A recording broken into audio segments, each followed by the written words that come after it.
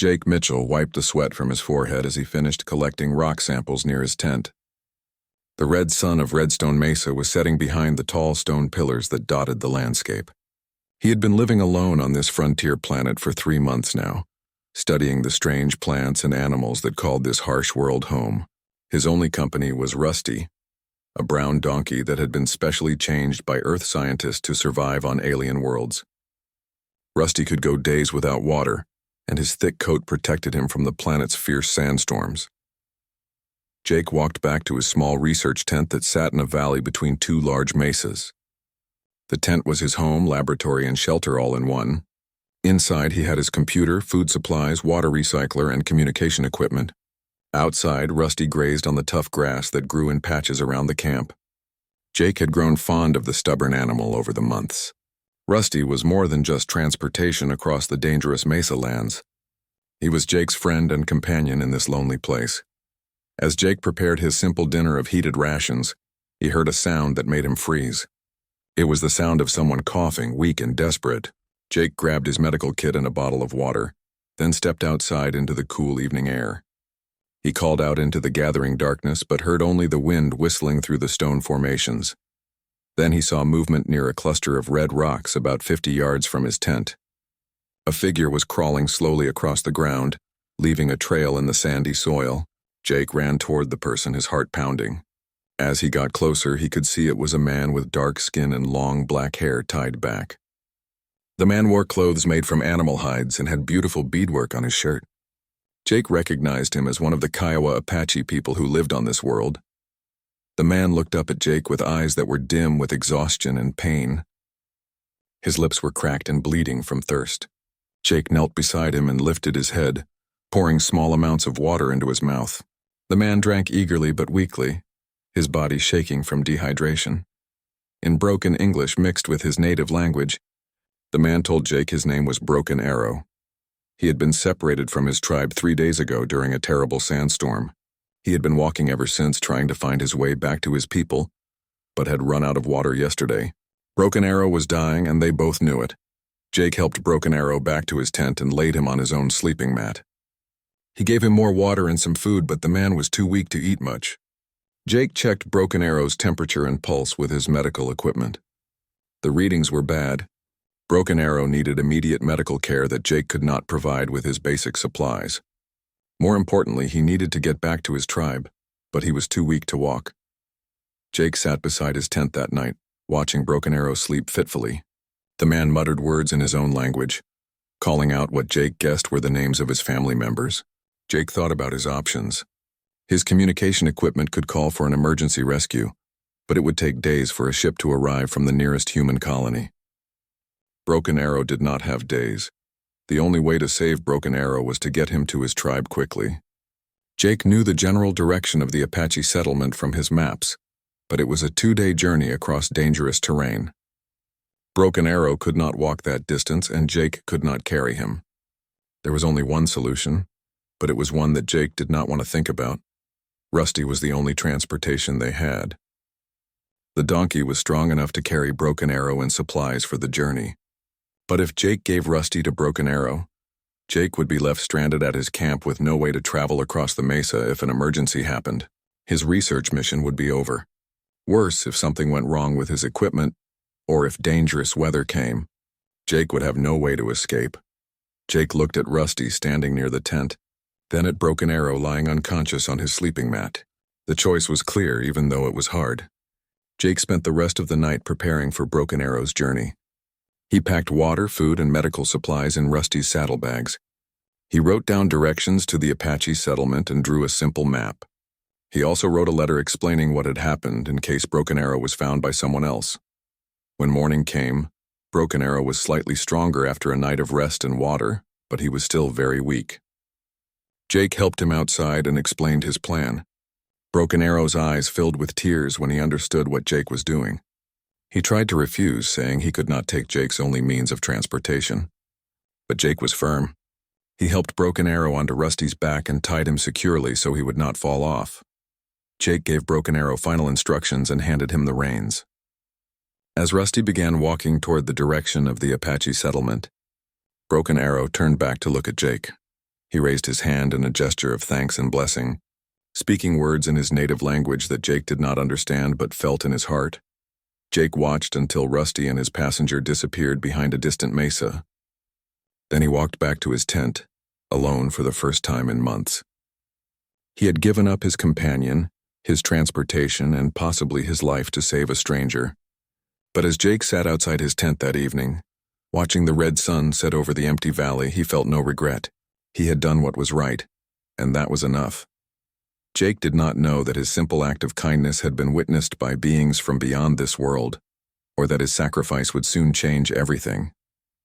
He simply prepared for another lonely night on the frontier, unaware that tomorrow would bring visitors unlike any he had ever imagined. Jake woke to a sound he had never heard before. It was like thunder, but it rolled on and on without stopping. He sat up in his sleeping bag and listened. The sound was not coming from the sky.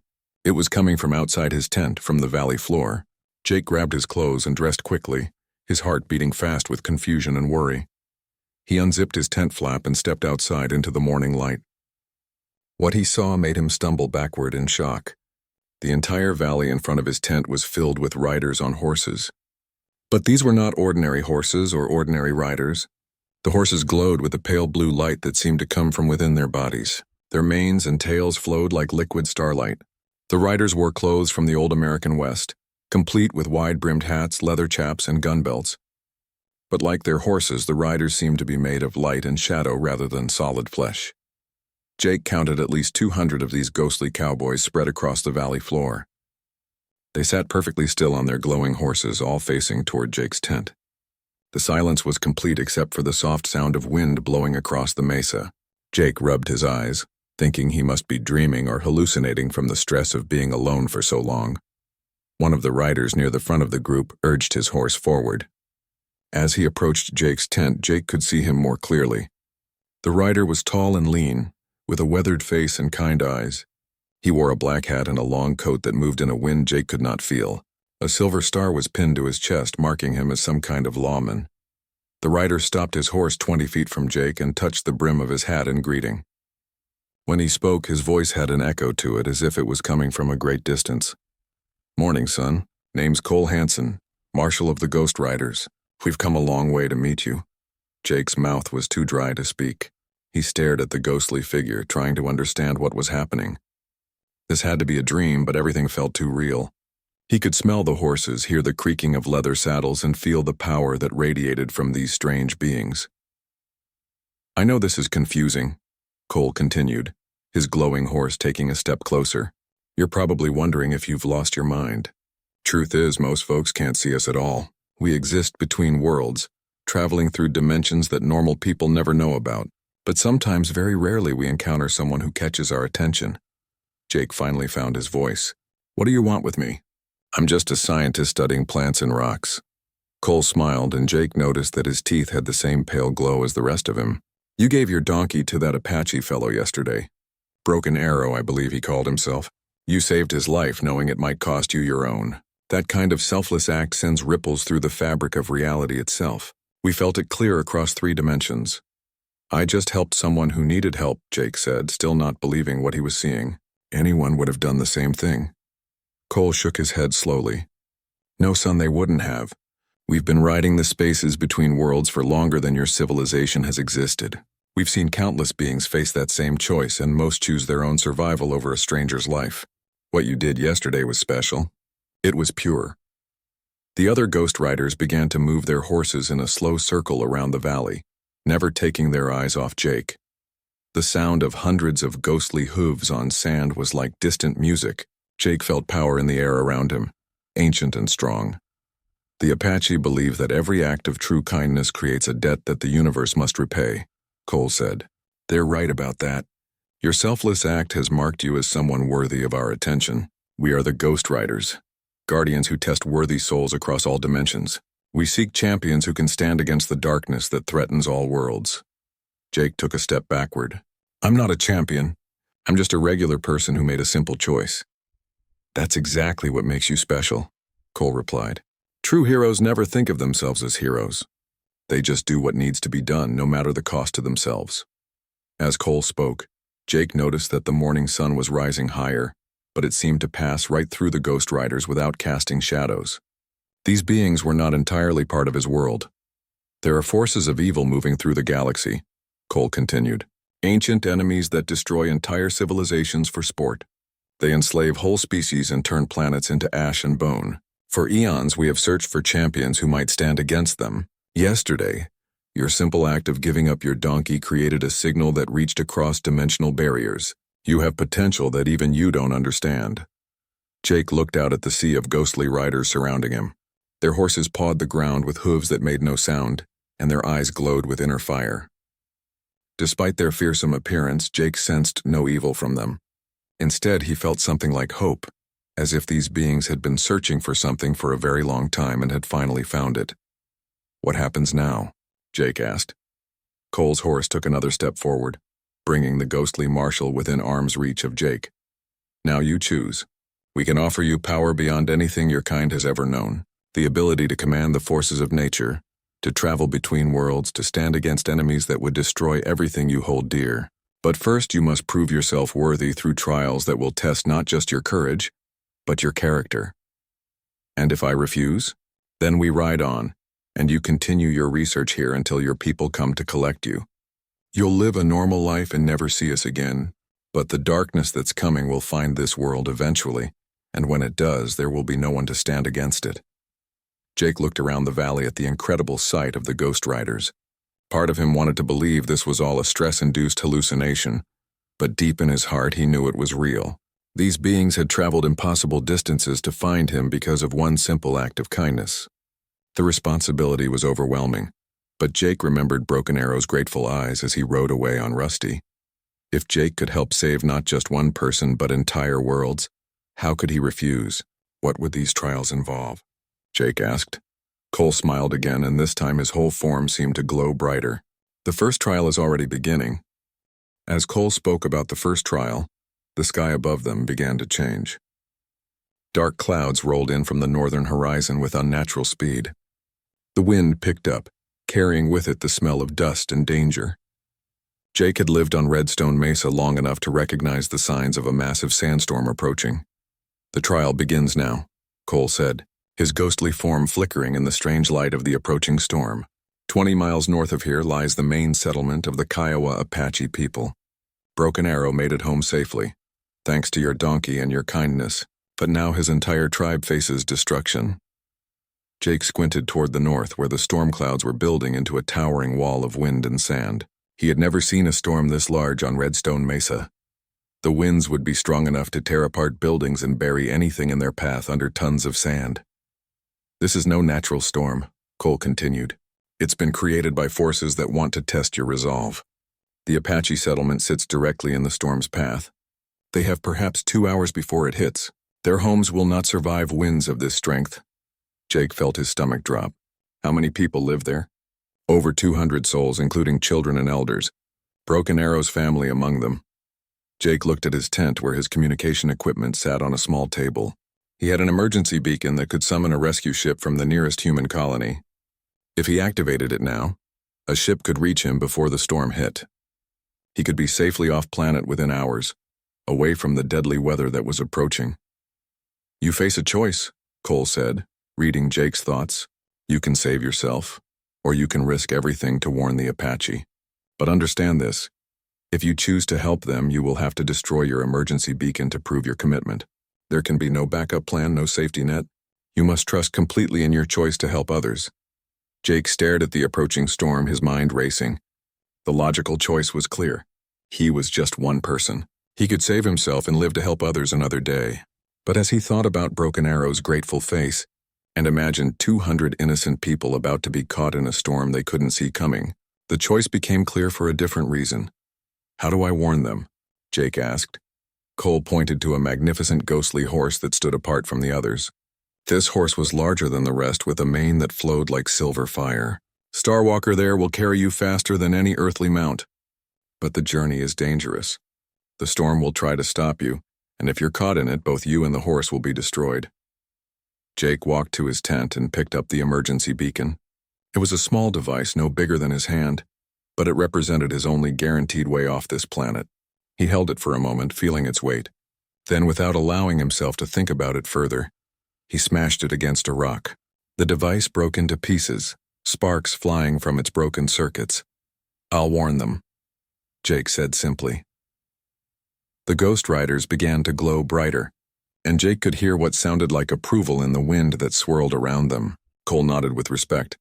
"Mount up, champion. Time is running short." Jake approached Starwalker cautiously. The ghostly horse stood perfectly still as Jake climbed onto its back. The moment he settled into the saddle, Jake felt a surge of power flow through him. The horse was not solid in the way normal horses were, but somehow Jake could sit on it comfortably. Starwalker's mane felt like cool electricity against his hands. "Hold tight and trust your mount," Cole called out. "Starwalker knows the way." The ghostly horse launched into a gallop that was unlike any ride Jake had ever experienced. They moved across the landscape faster than any vehicle Jake had known. The ground blurred beneath them as Starwalker ran up the sides of mesas and leaped across canyons that would have been impossible for any earthly creature to cross. The horse seemed to run on air as much as on solid ground. As they raced north toward the Apache settlement, the storm continued to build behind them. The wind grew stronger, and Jake could hear the roar of the approaching sandstorm like the sound of 1,000 trains. Dust and small rocks began to whip around them, stinging Jake's face and making it hard to see. Starwalker never slowed down. The ghostly horse ran through the growing storm as if it were just a gentle breeze, but Jake could feel the danger around them. Lightning cracked through the dark clouds above, and the temperature began to drop as the storm sucked all the warmth from the air. After what felt like hours but was probably only 30 minutes, Jake saw the Apache settlement ahead. It was built in a protected valley between two large mesas, with homes made from adobe and stone. People were going about their daily activities, unaware of the deadly storm bearing down on them from the south. Jake rode Starwalker directly into the center of the settlement, shouting warnings at the top of his voice. People stopped what they were doing and stared in amazement at the ghostly horse and its human rider. Children ran to tell their parents about the strange sight. An older man with gray hair and wearing ceremonial clothing came forward. Jake recognized him as a tribal leader from the respect the other people showed him. This had to be Chief Running Bear, whom Jake had heard about but never met. "I am Jake Mitchell," Jake called out, sliding down from Starwalker's back. "I helped Broken Arrow yesterday. A massive sandstorm is coming from the south. Your entire settlement is in danger. You need to evacuate everyone immediately." Chief Running Bear looked south toward the approaching storm clouds. Even from this distance, they could see the wall of wind and sand that was rushing toward the settlement. His face grew grave as he realized the size and power of the approaching storm. "How long do we have?" the chief asked. "Maybe an hour, probably less," Jake replied. "The storm will bury your settlement under tons of sand. No building here can survive winds of that strength." The chief immediately began shouting orders in his native language. People ran in all directions, gathering children and grabbing essential supplies. Jake was amazed at how quickly and efficiently the Apache responded to the emergency. Within minutes, the entire population was moving toward a series of deep caves in the eastern mesa that would provide shelter from the storm. Broken Arrow appeared at Jake's side, still weak from his ordeal but determined to help his people. He had been riding Rusty, and the faithful donkey looked tired but healthy. "You saved me, and now you save my people," Broken Arrow said to Jake. "The spirits have sent you to us." As the last of the Apache reached the safety of the caves, the storm hit the settlement with incredible fury. Jake watched from the cave entrance as winds that must have been over 100 miles per hour tore apart buildings and buried the valley floor under tons of sand. The storm raged for 2 hours, making the day as dark as night. When it finally passed, the settlement was gone, buried under 10 feet of sand. If Jake had not warned them, over 200 people would have died. As it was, everyone was safe in the caves, sharing food and water while they waited for the air to clear. Chief Running Bear approached Jake as they watched the sun rise over the devastated valley. "You destroyed your only way off this world to save people you had never met," the chief said. "This is the act of a true warrior." Jake looked out at the buried settlement and realized that his life had changed forever. There was no going back now. The Ghost Riders had tested him, and he had chosen to put others before himself once again. As he watched Starwalker fade away like morning mist, Jake knew that greater challenges lay ahead. 3 days after the great storm, Jake was helping the Apache rebuild their settlement when the sky lit up with streaks of fire. At first he thought they were meteors, but the lights moved in formation and slowed as they approached the planet's atmosphere. Jake's heart sank as he realized what he was seeing. These were not natural objects. They were spaceships. Cole Hansen appeared beside Jake without warning, his ghostly form shimmering in the bright sunlight. The Apache workers nearby continued their tasks, unable to see the spectral marshal. Only Jake seemed to have the ability to see the Ghost Riders clearly. "Your first trial is complete," Cole said, his voice carrying notes of approval. "But I'm afraid the real test is just beginning. Those ships in the sky belong to the hegemony, one of the most dangerous forces in the galaxy." Jake shielded his eyes and looked up at the approaching vessels. There were dozens of them, each one larger than any ship the human colonies possessed. They moved with the confidence of predators who had never known defeat. "What do they want?" Jake asked. "Everything," Cole replied grimly. "The hegemony exists only to conquer and enslave. They travel from world to world, taking whatever they find valuable and destroying the rest. They have turned entire civilizations into ash and bone. Billions of beings have died under their rule." More ships continued to appear in the sky. Jake counted at least 50 large vessels, with smaller fighter craft swarming around them like angry insects. The size of the invasion force was overwhelming. "Their advanced scouts detected this planet months ago," Cole continued. "They found valuable minerals in the mountains and 2 species they consider suitable for slavery, humans and Apache. To them, you are nothing more than resources to be harvested." Jake felt anger rising in his chest.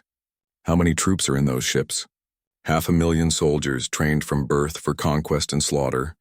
Their commander is War Prime Vexthul, a being who has personally overseen the destruction of over 100 worlds. He has never known defeat and considers mercy a weakness.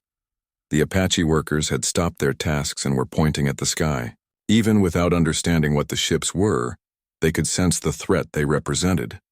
Children were crying, and the adults were gathering weapons that Jake knew would be useless against advanced alien technology. "This is why we came to you," Cole said. "The hegemony has faced many different species in battle, but they have never encountered a human who carries the blessing of the Ghost Riders. They don't understand what they're walking into." "What blessing?" Jake asked. "I'm just a scientist. I don't have any special powers or weapons." "Power isn't always about weapons or technology," Cole replied. "Sometimes it's about the ability to bring different people together, to inspire them to fight for something greater than themselves. You've already proven you can unite humans and Apache. Now you'll need to do it on a much larger scale." Chief Running Bear approached them, his weathered face grave with concern. He could not see Cole, but he directed his words to Jake. "The metal birds in the sky bring death," the chief said. "My grandfather told stories of such things from the old world, before our people came to this place. They are war machines of the sky people." "He's right," Jake said. "Those ships belong to an alien army that wants to conquer this planet. They have hundreds of thousands of soldiers and weapons we've never seen before." The chief's expression did not change. "Then we must fight." "With respect, Chief, your warriors can't fight starships with bows and rifles." "Perhaps not," the chief replied. "But this land has power that the sky people do not understand. Our shamans have felt it since we first arrived here.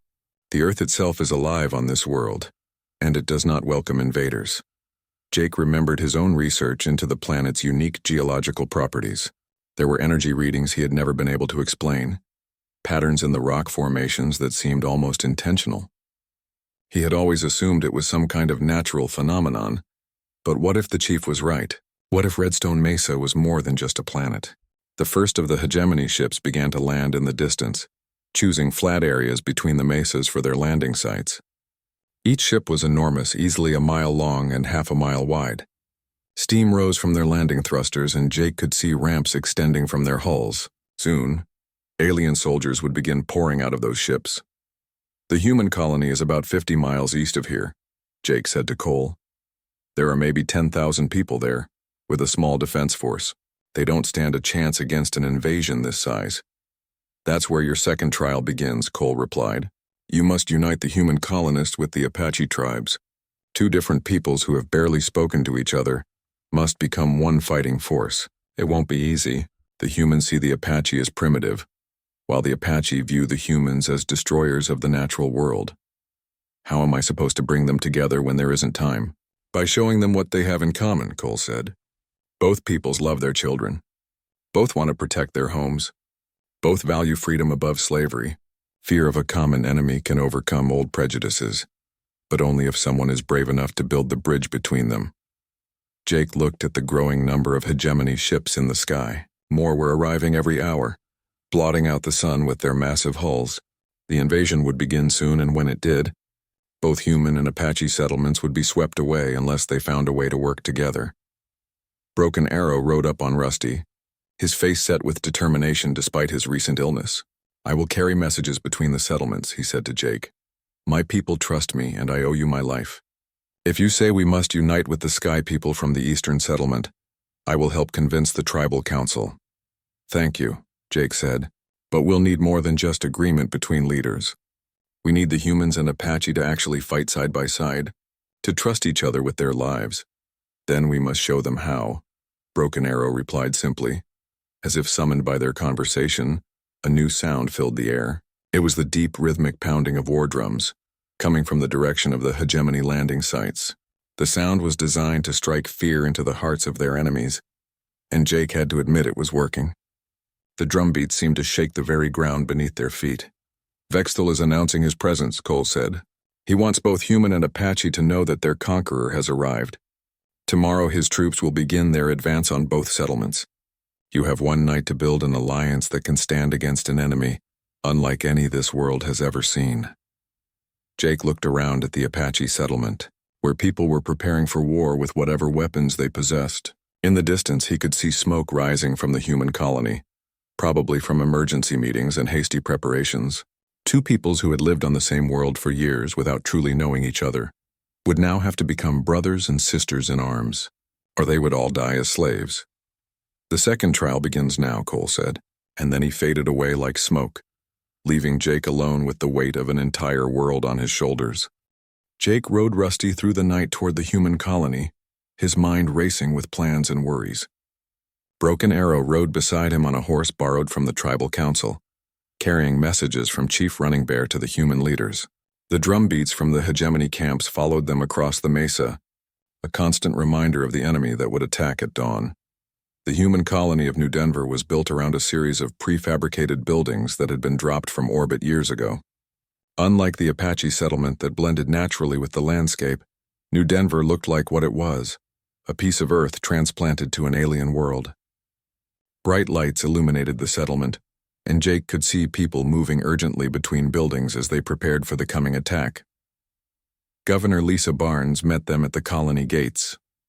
She was a stern woman in her 50s who had governed New Denver since its founding. Her face was lined with worry, and Jake could see that she had not slept in days. Jake Mitchell, she said, recognizing him from his research reports. I got your emergency message about the alien invasion. Our long-range scanners confirm at least 50 enemy ships. What I don't understand is why you brought one of the natives with you. This is Broken Arrow, Jake said. He represents the Kiowa Apache tribes. Governor, we need to work together if we're going to survive what's coming. Governor Barnes looked at Broken Arrow with barely concealed suspicion. The Apache have never been interested in cooperating with us before. What's changed? Everything, Jake replied. The hegemony doesn't care that we're two different peoples. To them, we're all just resources to be enslaved or killed.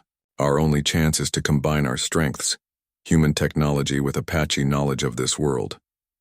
What could the Apache possibly offer us? Governor Barnes asked. They don't have ships or advanced weapons. They live in adobe houses and ride horses. Jake felt his temper rising, but he kept his voice calm. They know things about this planet that we've never learned. Chief Running Bear believes the planet itself might be able to help us fight the invaders. The Apache have lived here for decades. They understand Redstone Mesa in ways our science cannot measure. Broken Arrow spoke for the first time since they had arrived. My people have felt the Earth's heartbeat since we first came to this world. The mesas are not just rock. They are alive, waiting for those who know how to listen. Your machines are powerful, but they cannot hear what the land is saying. Governor Barnes frowned. That sounds like mystical nonsense. We need real weapons and real strategies, not folklore and superstition. What we need, Jake said firmly, is to stop thinking of each other as separate peoples. and start thinking of ourselves as one world fighting for survival. The hegemony has 500,000 soldiers. We have maybe 15,000 people total between both settlements. Our only advantage is that this is our home and we're willing to die for it. The meeting that followed was one of the most difficult of Jake's life. In the colony's main meeting hall, human leaders sat on one side of a long table while Apache representatives sat on the other. The tension in the room was thick enough to cut with a knife. Years of misunderstanding and mistrust could not be overcome in a single night. Colonel Pete Harrison, the colony's military commander, spread maps across the table. Our defensive plan is simple, he said. We evacuate all non-essential personnel to the underground shelters and make our stand at the colony perimeter. We have 40 Marines with pulse rifles and 2 artillery pieces. It's not much, but it's what we have. Chief Running Bear shook his head. You think like the invaders, that the only weapons are made of metal and fire. But this world has weapons you have not considered. The wind can be turned against enemies. The sand can swallow armies. The very stones can rise up to defend those who know how to ask properly. With all due respect, Chief, Colonel Harrison replied. Rocks and wind won't stop plasma cannons and assault troops. Jake stood up, frustrated by the stubbornness on both sides. Listen to yourselves. While we're arguing about whose weapons are better, the hegemony is preparing to wipe us all out. Can't you see that we need each other? Dr. Helen Carter, the colony's lead scientist, spoke up. Actually, Jake, there might be something to what the chief is saying. We've detected unusual energy patterns in the mesa formations for years, but we've never been able to explain them. If the Apache have found ways to access that energy, our shamans have always known, Broken Arrow said. The stone spirits sleep, but they can be awakened by those who show proper respect. Your machines measure the energy, but they cannot speak to it. Jake saw an opportunity and seized it. What if we combine both approaches? Use human technology to amplify what the Apache shamans can do naturally. Our sensors could help locate the strongest energy sources, while Apache spiritual practices could access them. The room fell silent as both groups considered this idea. Finally, Dr. Carter nodded slowly. It's theoretically possible. If there's some kind of planetary energy field, we might be able to create resonance devices that could interface with it. And if the land spirits are real, Chief Running Bear added, they will be more likely to help defenders who show wisdom and cooperation, rather than those who fight only with violence. Governor Barnes looked around the room at the faces of her people. Jake could see her weighing the desperate nature of their situation against her natural skepticism. Finally, she sighed and nodded. All right, we'll try it your way, Colonel Harrison. Work with the Apache war leaders to coordinate our defenses. Dr. Carter, work with their shamans to see if we can tap into whatever energy sources exist in the mesas. We have maybe 6 hours before the attack begins. As the meeting broke up and people rushed to their assignments, Jake felt a moment of hope. It was fragile and uncertain, but for the first time, humans and Apache were working together instead of simply coexisting. Broken Arrow approached Jake as they prepared to return to the Apache settlement. You have built a bridge where there was only empty air before, he said. But building the bridge is only the first step. Now we must see if it is strong enough to hold the weight of what is coming. Jake spent the remaining hours of the night traveling between the two settlements, carrying messages and helping coordinate the joint defense plans. Human technicians worked alongside Apache shamans, trying to understand how to combine their very different approaches to tapping into the planet's hidden power. Apache warriors learned to use human communication equipment, while human soldiers practiced moving silently across the mesa terrain, the way the Apache had taught them. As the sun began to rise over Redstone Mesa, Jake stood on a hill between the two settlements and looked out at the hegemony camps. The alien ships had disgorged thousands of soldiers during the night. He could see them forming up in battle lines, their weapons gleaming in the morning light. They moved with the precision of a machine, confident in their overwhelming superiority. But Jake no longer felt the helpless terror he had experienced when the ships first arrived. The people of Redstone Mesa were no longer two separate groups facing impossible odds. They had become something new, a single people united by their love for this harsh but beautiful world. Whether that would be enough to stand against the hegemony remained to be seen. But at least they would face the enemy together. Cole Hansen appeared beside him one final time as the hegemony forces began their advance. The second trial is complete, the ghostly marshal said. You have united two peoples who were strangers to each other. But now comes the hardest test of all. You must prove that unity and courage can triumph over overwhelming force. The final trial begins when the first shot is fired. Jake nodded, his eyes fixed on the approaching enemy. I'm ready. The hegemony attack began at sunrise with the roar of alien aircraft screaming across the sky. Jake watched from his position on the hill as plasma bolts rained down on both the human colony and the Apache settlement. The enemy had divided their forces, attacking both communities simultaneously to prevent them from supporting each other. But the aliens had not expected what they found. Instead of two separate frightened groups, they encountered a coordinated defense that used tactics they had never seen before. Human pulse rifles fired from concealed positions in the mesas, while Apache warriors on horseback struck at the flanks of the advancing troops and then disappeared into canyons. The aliens could not follow. Dr. Carter's team had worked through the night with the Apache shamans, creating devices that could amplify the planet's natural energy. The results were beyond anything Jake had imagined. When the first hegemony dropships tried to land near the settlements, the very ground beneath them began to shake. Cracks opened in the earth, swallowing entire squads of alien soldiers. The mesas themselves seemed to come alive, hurling boulders at the enemy with impossible accuracy. But despite these early successes, Jake could see that the combined human-Apache forces were being overwhelmed. The hegemony had too many soldiers and too much firepower. For every alien trooper that fell, 10 more took their place. The defenders were fighting bravely, but bravery alone would not be enough. Cole Hansen appeared beside Jake as another wave of enemy aircraft swept over the battlefield. The ghostly marshal's face was grave as he watched the battle unfold below them. The time has come for your final choice, Cole said. We can take you away from here, transport you to another dimension where you'll be safe from the hegemony. You've proven your worth through the trials. You can live to fight another day. Jake barely heard him. His attention was fixed on the battle below, where he could see Broken Arrow leading a charge of Apache warriors against a group of alien heavy weapons. The brave Apache was outnumbered 10-1, but he rode forward anyway, trusting that his human allies would support him with covering fire. Or, Cole continued, you can stay and face certain death alongside the people you've chosen to protect. The choice is yours, but you must decide now. In moments, the hegemony will break through the final defensive lines. Jake looked at the portal that had opened in the air beside Cole. Through it, he could see a peaceful landscape under alien stars. Safety, life, and the chance to help other worlds in the future. All he had to do was step through. Instead, Jake turned his back on the portal and began running down the hill toward the battle. I stay, he shouted over his shoulder. These are my people now, and this is my home. The moment Jake made his choice, everything changed. Power flowed into him from sources he couldn't name or understand. His vision expanded until he could see the entire battlefield at once, could sense every human and Apache defender, could feel the alien invaders like a poison in the land's bloodstream. Cole's voice followed him as he ran. Then received the blessing of the Ghost Rider's champion. Let the power of all dimensions flow through you. Jake felt the change in his body as he reached the battle line, his muscles filled with strength that was not entirely his own. His mind connected with forces he had never imagined, the living spirit of Redstone Mesa itself, the technological network of human defense systems, and the spiritual traditions of the Apache people. For the first time, he truly understood what Chief Running Bear had meant about the planet being alive.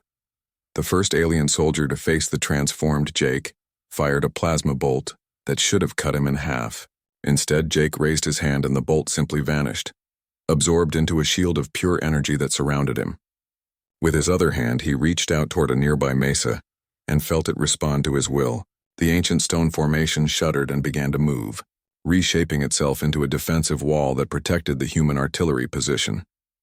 Word of Jake's transformation spread quickly across both settlements. Human soldiers and Apache warriors saw their champion glowing with inner fire as he moved across the battlefield like a force of nature. Where Jake went, the very landscape changed to support the defenders. Canyons opened to swallow enemy vehicles. Pillars of stone rose from the ground to provide cover for advancing troops. The wind itself became a weapon, creating sandstorms that blinded the alien forces while leaving the defenders untouched.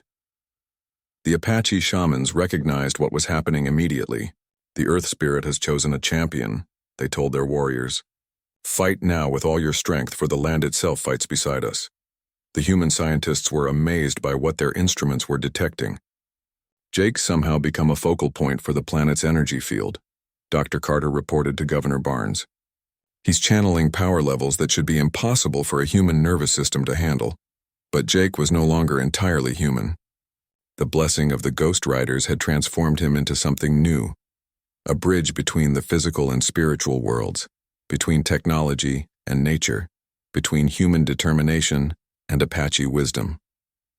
He could feel every living thing on Redstone Mesa, from the smallest desert flower to the great mesas themselves. The tide of battle began to turn. Hegemony forces that had been advancing confidently suddenly found themselves fighting an enemy unlike any they had ever encountered. Their plasma weapons were useless against stone walls that regenerated themselves faster than they could be destroyed. Their aircraft were torn from the sky by winds that seemed to have minds of their own. Their heavy vehicles disappeared into sinkholes that opened beneath them with perfect timing. War Prime Vexthal, commanding the invasion from his flagship in orbit, watched the reports come in with growing disbelief. His forces had conquered hundreds of worlds, but they had never faced an enemy who could command the very planet they stood on. Impossible, Vexthal snarled, his forearms gesturing angrily at the tactical displays. No primitive species possesses such power. Our intelligence reports indicated only basic technology in tribal societies. His aide, a smaller alien with 6 eyes, spoke carefully. Sir, perhaps we underestimated the defensive capabilities of this world. Should we consider a tactical withdrawal? Vexthal's response was to strike the aide across the face with one of his massive clawed hands. The hegemony does not retreat. If these primitives have found some source of power, then I will take it from them personally. Prepare my drop pod. I will face this champion myself and show my troops how to deal with upstart defenders. As the War Prime prepared for personal combat, Jake stood in the center of the battlefield, glowing with energy that came from the planet itself. Around him, human and Apache fighters worked together as if they had been allies all their lives. The trials had not only tested Jake, they had forged an entirely new people from 2 cultures that had been strangers. Broken Arrow rode up to Jake's side, amazed by the transformation he saw in his friend. The spirits have blessed you greatly, he said, but I sense that the greatest test still lies ahead. Jake nodded, feeling the approach of something powerful and malevolent from orbit. Their war chief is coming. He wants to face me alone, leader to leader. Then we will stand with you, Broken Arrow said simply. No, Jake replied, his voice carrying new authority. This is something I have to do myself. But whatever happens, the people of Redstone Mesa will survive. The planet will protect them now. As Jake spoke, a new star appeared in the sky, growing brighter as it descended toward the battlefield.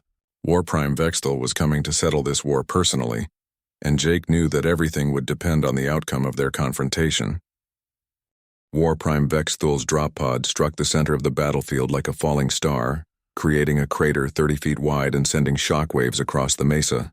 As the dust settled, the pod's sides unfolded like metal petals, revealing the hegemony commander in all his terrible glory.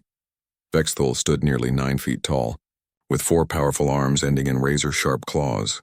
His skin was the color of old blood, covered in ritual scars that marked his countless victories. 2 rows of yellow eyes glowed with malevolent intelligence along his elongated skull. He wore armor that seemed to be made from the bones of his enemies, and energy weapons were built into his very flesh. Jake felt fear try to grip his heart as he looked upon this creature who had personally destroyed over 100 worlds. But the power flowing through him from Redstone Mesa burned away the fear, replacing it with calm determination. This was why the Ghost Riders had found him, why he had passed through the trials. Everything had led to this moment. So you are the primitive who dares to challenge the might of the hegemony, Vexthal said, his voice carrying across the battlefield like thunder. I have crushed champions from 1,000 worlds, each one thinking they were special. Each one dying in agony as I tore their hope away piece by piece. Jake stepped forward, energy crackling around his body like controlled lightning. I'm not here to challenge you. I'm here to stop you. Vexthal laughed, a sound like breaking glass. Stop me? Little human, do you understand what I am? I am death incarnate. I am the ending of species and the destroyer of dreams. Your pathetic planet will burn and your people will serve the hegemony until the stars grow cold. Maybe, Jake said quietly. But not today. The battle between them began faster than the human eye could follow. Vexthul moved with the speed and grace of a predator, his forearms striking from multiple angles while energy beams shot from weapons embedded in his armor. But Jake was no longer bound by human limitations. The power of the Ghost Riders flowed through him, allowing him to dodge attacks that should have been impossible to avoid. Jake fought with weapons made of pure energy, creating swords of crystallized lightning and shields of hardened air. When Vexthul's claws raked across his chest, the wounds healed instantly, powered by the life force of the planet itself. When the alien's energy beams tried to burn him, Jake absorbed the power and turned it back against his enemy. Around them, the battle between the two armies continued, but both human and Apache fighters found themselves drawn to watch the epic duel between their champion and the destroyer of worlds. They saw Jake moving like a force of nature, calling down lightning from the sky and causing the very ground to rise up and strike at his enemy. But Vexthul was not easily defeated. The War Prime had not conquered 100 worlds by being weak or careless. As the fight continued, he began to adapt to Jake's powers, finding ways to counter the human's connection to the planet. With one of his hands, he pulled out a device that began draining energy directly from the mesa beneath their feet. Did you think you were the first to discover planetary power sources? Vexthul sneered as Jake stumbled, feeling his strength begin to ebb. The hegemony has faced such champions before. We know how to cut you off from your precious mother planet. Jake felt the connection to Redstone Mesa weakening as Vexthul's device siphoned away the energy that had been flowing through him. But as his borrowed power faded, Jake discovered something else. The human spirit that had made him worthy of the Ghost Rider's attention in the first place. You're right, Jake said, straightening despite his wounds. I'm not the first champion you've faced, but I am the first one who isn't fighting alone. As he spoke, Jake felt new power flowing into him, not from the planet, but from the people around him. Every human colonist and Apache warrior who believed in him, who had seen him give up everything for strangers, who trusted him to protect their world, added their strength to his own. This was power that Vexthul could not understand or counter, because it came not from technology or mystical forces, but from the bonds between people who had chosen to stand together. Jake felt the hopes and dreams of everyone on Redstone Mesa flowing through him, giving him strength that no device could drain away. The tide of the duel turned in an instant. Jake struck with renewed power, his energy weapons now blazing with the combined will of an entire world. Vexthul's armor began to crack under the assault. For the first time in centuries, the destroyer of worlds felt something he had forgotten. Fear. Impossible, Vexthul gasped as Jake's lightning sword cut through his energy shields. You are nothing but primitives. How can you stand against the might of the hegemony? Because we're not fighting for conquest or glory, Jake replied, pressing his attack. We're fighting for our home, for our families, for the right to exist. That's something your empire will never understand. The final exchange lasted only seconds but seemed to stretch across eternity. Vexthul gathered all his remaining power for one last devastating attack, energy building around his forearms until he glowed like a small sun. Jake stood his ground, drawing on every ounce of strength he had gained from the Ghost Riders, from the planet, and from the people who trusted him. When the attacks met, the explosion could be seen from orbit. A pillar of light shot up from the battlefield, piercing the sky and dispersing the alien ships that had been hovering overhead. The shockwave knocked down both human and hegemony troops alike. When the light faded, Jake stood alone in a new crater where Vexthul had been. The War Prime's armor lay scattered around the battlefield, but there was no sign of the alien commander himself. He had been completely destroyed by the combined power of human courage and planetary energy. Across the battlefield, hegemony troops began laying down their weapons. Without their commander and faced with an enemy who could call upon forces beyond their understanding, the alien invasion force lost its will to fight. Some tried to retreat to their ships but found the vessels surrounded by Apache riders on horses that could run through the air itself. Governor Barnes and Chief Running Bear approached Jake together, their faces filled with awe and gratitude. Behind them came representatives from both communities, no longer seeing themselves as separate peoples but as citizens of Redstone Mesa. Is it over? Governor Barnes asked. Jake looked up at the sky where the remaining hegemony ships were fleeing toward deep space, carrying word of their defeat back to their empire. He could feel the planet's satisfaction like a great creature stretching after a long sleep. "This battle is over," Jake said, "but the hegemony won't forget what happened here. They'll be back someday, probably with a larger force. Then we'll be ready for them," Chief Running Bear said simply. "Human and Apache together with the spirits of the land fighting beside us." Jake nodded, feeling the truth of those words. The trials were complete, and he had become something new. Not just a bridge between cultures, but a guardian of the world they all shared. As the sun set over Redstone Mesa, painting the sky in shades of red and gold, Jake knew that this was only the beginning of a much larger story. 6 months after the defeat of War Prime Vexthul, Redstone Mesa had become a world transformed. Where once there had been 2 separate communities living in careful isolation, now there was something entirely new. A civilization that blended the best of human technology with Apache wisdom and the planet's own mysterious powers. Jake walked through the streets of Harmony Point, the new settlement that had been built where the Great Battle had taken place. Human engineers worked alongside Apache craftsmen, creating buildings that seemed to grow from the redstone itself. Children played together in the streets, some with the fair skin of the colonists and others with the darker features of the tribal peoples, but all of them calling themselves citizens of Redstone Mesa. Rusty trotted beside Jake, the faithful donkey now something of a celebrity among both communities. The Apache had declared him a sacred animal, the one whose transport of Broken Arrow had begun the chain of events that saved their world. Human children loved to ride him and feed him treats, while Apache elders told stories of the sacred donkey, whose gift from a kind human had brought the Spirit Walker to their aid. "The Ghost Riders have been quiet lately," Broken Arrow said, joining Jake as he walked toward the mesa that overlooked the new settlement. Broken Arrow had recovered fully from his ordeal, and now served as one of the liaison officers between the human and Apache communities. "They're still there," Jake replied, feeling the familiar presence of Cole Hansen and his spectral riders just at the edge of his perception. "They're waiting to see what we do next." The 2 friends climbed the mesa trail together, passing gardens where Apache farmers grew traditional crops alongside human food plants, using advanced irrigation systems. At the summit, they found Chief Running Bear and Governor Barnes working together on plans for the world's defense network. The victory over the hegemony had brought unexpected attention to Redstone Mesa. Other frontier worlds had heard about the planet where humans and natives had successfully repelled an invasion force, and delegations had begun arriving asking for help with their own conflicts.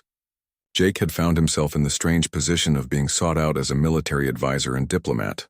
"The delegation from Kepler Colony arrives tomorrow," Governor Barnes said as Jake approached. "They're facing raids from the same alien pirate group that's been hitting trade routes all along the Outer Rim, and the Centauri Republic has formally requested that you visit their capital," Chief Running Bear added. "They want to discuss forming a mutual defense treaty with other frontier worlds." Jake looked out across the valley where the new settlement spread between the ancient mesas. It was tempting to stay here, to enjoy the peace they had built and the family he had found among the people of Redstone Mesa. But he could feel something calling to him from beyond the stars. Other worlds in need. Other peoples facing enemies they couldn't defeat alone. Cole Hansen materialized beside them, visible only to Jake. The ghostly marshal tipped his hat in greeting, his weathered face showing approval at what he saw in the settlement below. "You've built something remarkable here," Cole said. "2 peoples who were strangers have become one family. The planet itself has awakened to help defend them, but I sense you're feeling the call to ride on." "There are other worlds in trouble," Jake said quietly, so the others wouldn't hear him talking to empty air. "Other people who need someone to show them that different cultures can work together." "That's the burden of being a guardian," Cole replied. "Once you accept the responsibility, it never ends. There will always be another world in danger, another people in need of hope." Dr. Carter approached from the settlement below, carrying a device that hummed with barely contained energy. Over the past months, she had become the world's leading expert on combining human technology with the planet's natural power sources. "Jake, we've finished the dimensional communicator," she said, her face glowing with excitement. "Using the same energy patterns that allow you to channel the planet's power, We can send messages across vast distances almost instantly. We'll be able to stay in contact with other worlds and coordinate defenses across multiple star systems. Jake took the device and felt it resonate with the power that still flowed through him from his connection to the Ghost Riders. It was beautiful work, showing how much both communities had learned about working together. There's something else, Dr. Carter continued. The device can do more than just send messages. With enough power, it can open portals for travel. You could reach worlds that would take years to visit by conventional spacecraft. Jake looked at Broken Arrow, who smiled sadly but nodded his understanding. You have to go, his friend said. The spirits chose you not just to save our world, but to carry hope to other worlds as well. That evening, the entire population of Harmony Point gathered in the central plaza for a ceremony that blended Apache traditions with human customs. Chief Running Bear spoke about the journey of the spirit and the responsibility of those who had been blessed with special gifts. Governor Barnes talked about duty to the larger human community and the importance of defending those who could not defend themselves. But it was Rusty who provided the moment that everyone would remember. As Jake prepared to step through the dimensional portal that Dr. Carter had created, the old donkey walked up to him and nuzzled his hand. In that simple gesture, Jake felt all the love and loyalty that had marked their relationship from the beginning. I can't take you with me this time, old friend, Jake said, stroking Rusty's neck. These people need you here. You're part of their legend now. Rusty seemed to understand. He stepped back and stood beside Broken Arrow, who would care for him while Jake was away. Cole Hansen appeared one final time as Jake approached the shimmering portal. This is not goodbye, the ghostly marshal said. We Ghost Riders exist in all dimensions at once. Wherever you go, whatever you face, we'll be watching, and when the time comes for your greatest test, we'll be there to stand beside you.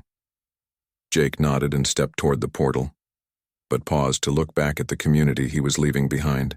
Human and Apache children played together in the plaza, while their parents worked side by side preparing for the evening meal. The mesas glowed red in the setting sun, and Jake could feel the planet's contentment like a warm presence in his mind. Take care of each other, he called out to the assembled crowd. Remember that what makes us strong is not our differences, but how we choose to use those differences to help each other.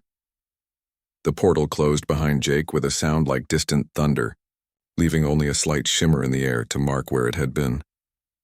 The people of Harmony Point stood in silence for a moment, feeling the absence of their champion. Then Broken Arrow spoke, his voice carrying across the plaza. He will return, Broken Arrow said with quiet certainty. The Spirit sent him to us once, and they will send him back when we need him most.